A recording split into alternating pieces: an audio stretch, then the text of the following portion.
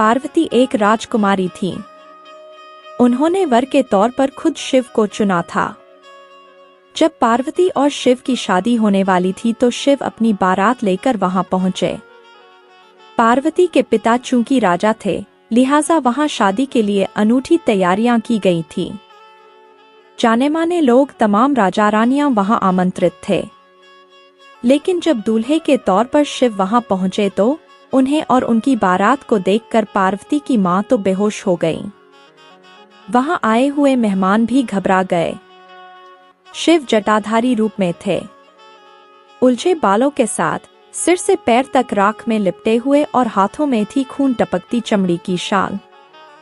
सद्गुरु के अनुसार शिव एकदम नशे में चूर थे, बिल्कुल परमानंद में। शिव की बारात और भी अनोखी थी। बारात में हर कोई विक्षिप्त और विकृत जीव लग रहे थे, कोई भी मानव लग ही नहीं रहे थे। शिव की बारात के गण ऐसा शोर कर रहे थे कि किसी की समझ में ही नहीं आ रहा था कि वो क्या कह रहे हैं और क्यों शोर मचा रहे हैं। पार्वती की मां का नाम मीना था। उन्होंने जब दूल्हे और बारात को देखा तो बेहोश हो गईं।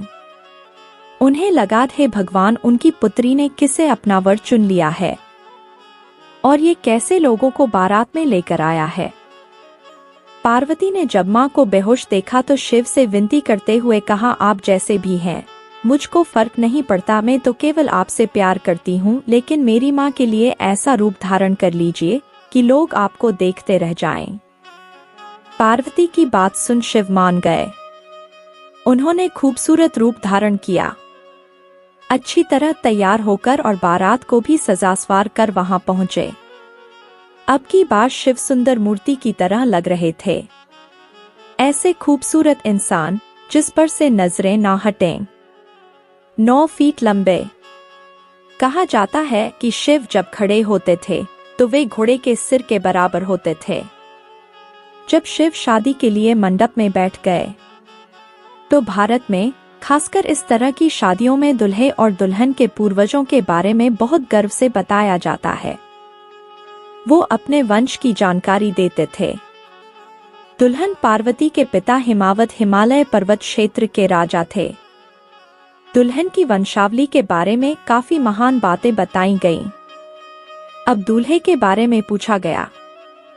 शिव चुपचाप शांत बैठे हुए थे, उन्होंने कुछ नहीं कहा। दुल्हन के पिता को लगा कि वो बगैर वंश के व्यक्ति को कैसे अपनी बेटी का हाथ दे दें। कोई नहीं जानता वो कहां से आए हैं, उनका माता पिता कौन है, वंशावली क्या है। पार्वती के पिता गुस्से से उठ खड़े हुए। उन्होंने अपनी बेटी की शादी से इनकार कर दिया। ऋषि नारद मुनि भी शादी में मेहमान के तौर पर आए थे। उन्होंने अपने एक तारे की तार को छेड़ा। एक तारे की आवाज सुन राजा और भी नाराज हो गए। उन्होंने नारद से गुस्से में पूछा कि आप ये इस समय एक तारा क्यों बजा रहे हैं।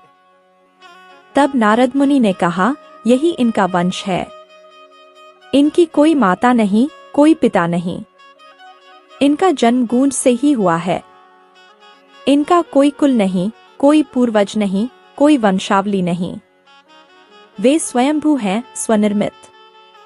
राजा और बौखला गया, लेकिन उसको समझाया गया। आखिरकार काफी विरोध के बीच में शादी हो गई। बद्रीनाथ में शिव और पार्वती रहते थे। एक दिन नारद भगवान विष्णु के पास गए। उन्होंने विष्णु से कहा कि आपको सृष्टि के सभी जीवों के लिए कुछ अर्थपूर्ण कार्य करना चाहिए। विष्णु को लगा कि तप और साधना करनी चाहिए।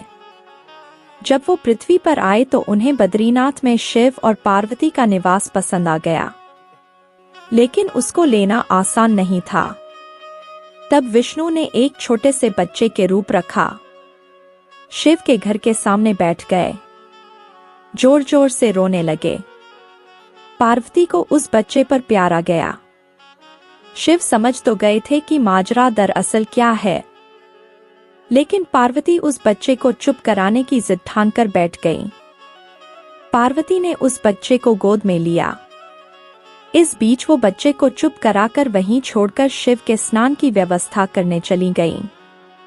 लौटने पर उन्होंने देखा कि घर अंदर से बंद पड़ा है। पार्वती ये देख हैरान हुई।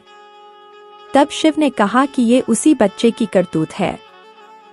फिर उन्होंने पार्वती को बताया कि विष्णु ने उनसे ये जगह लेने के लिए कैसे छल किया। इसके बाद शिव के पास दो विकल्प थे। एक, जो उनके सामने है, उस घर को जलाकर भस्म कर दें, और दूसरा, वे वहां से चले जाएं। उन्होंने केदारनाथ जाने का फैसला किया। इस तरह शिव अपना ही घर गंवा बैठे।